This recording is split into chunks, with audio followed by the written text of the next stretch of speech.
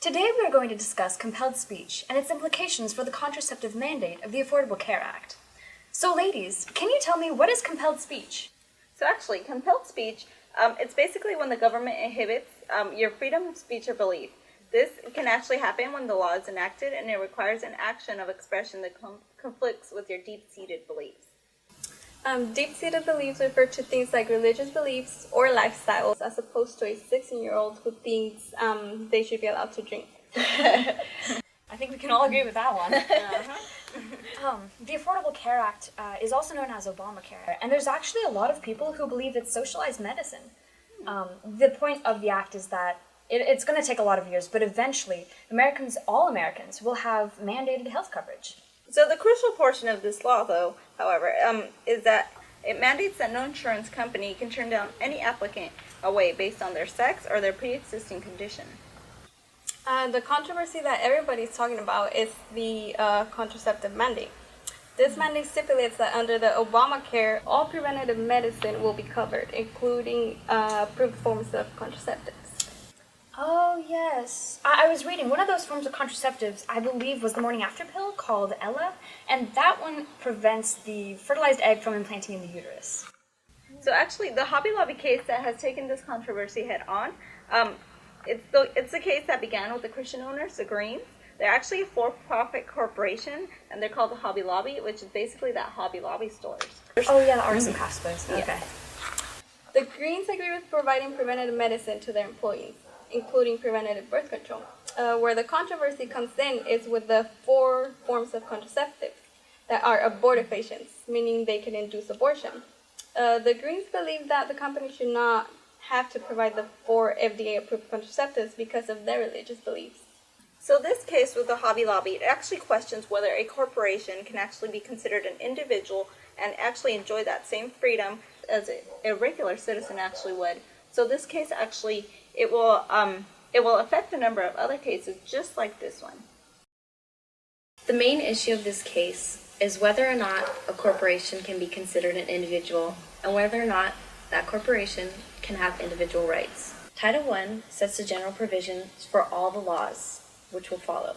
In Title I of the Code, there's general provisions, and it says for every act of Congress, the word person will be defined as corporation, association, firm, just the same as an individual.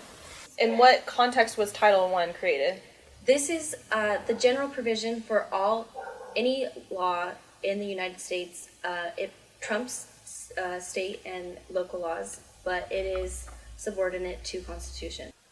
Is there any other contextual references, or maybe there was a Supreme Court case about There this? actually is. There is a precedent we have in the Citizens United case versus the Federal Election Commission set forth a precedent of corporations being considered individuals. In the decision, the Supreme Court found that political funding constitutes a speech and that the corporation has the right to free speech.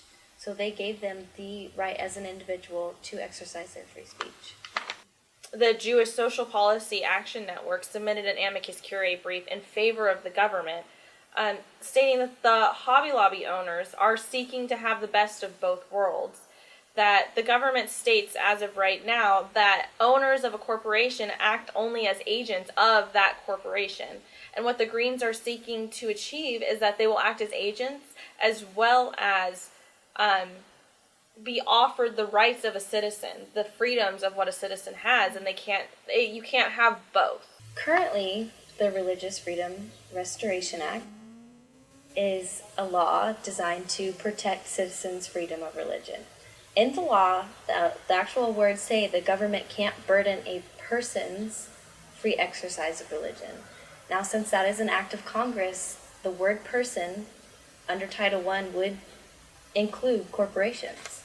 The Religious Freedom Restoration Act does say that the government cannot substantially burden anyone's religious exercise, but Hobby Lobby doesn't operate within the scope of that, one, because it's speaking of person as in citizens of the U.S., and Obamacare is not saying that the owners need to use contraceptives. They're just saying that they have to offer it to their employees.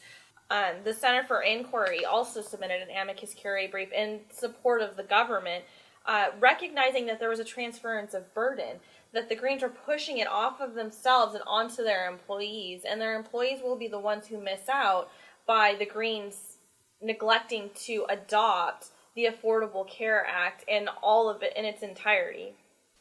One of the biggest issues with this case is what kind of precedent will it set if the court rules in favor of Hobby Lobby.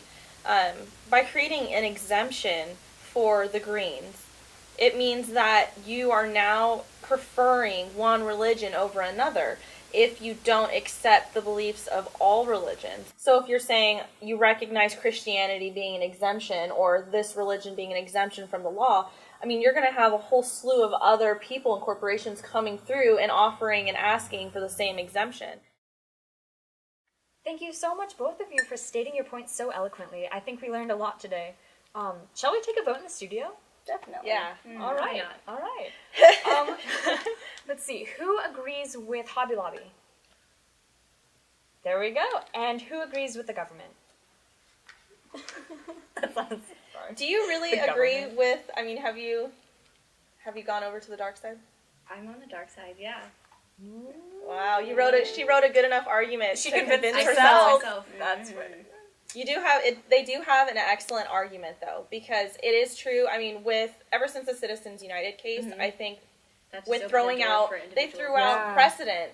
I mean, Exactly, that's it. and so I think that this Hobby Lobby case has the potential of just throwing out a whole bunch of precedent that's been set over the last 200 years. So Oh, yeah, definitely. yeah. Because we've been arguing this since the Constitution was written. You know, Exactly. what's a corporation, what's not, Yeah. especially with the 14th Amendment. So we'll see what happens.